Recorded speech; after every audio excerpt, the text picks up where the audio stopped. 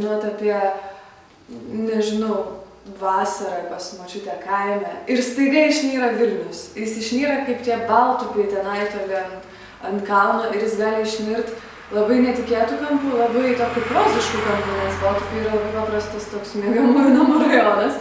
Ir nebūtinai visai tie raudoni stogai ir tos klišinės tokios frazės ir tas senamiestis, tos siauros gatvelės.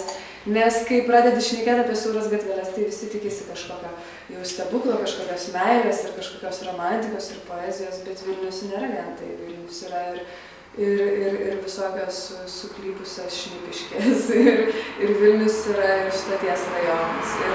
Ir stebuklai vyksta visam Vilniui, ne vien tik tai tam senamiestį. Tai aš galvoju, aš jeigu pati rašyčiau, aš bandyčiau atsiriboti nuo tos tokios neišvengiamos senamiesčio romantikos. Ir toje dainoje, nesvarbu, apie ką jinai būtų, turi išnirti kažkas netikėto. Bet čia apskritai gali būti dainų rašymo principas, ne tiek apie Vilnių, bet Vilniui tas yra būdinga, kad tu eini ir tada tave apdovanoja ir nustebina.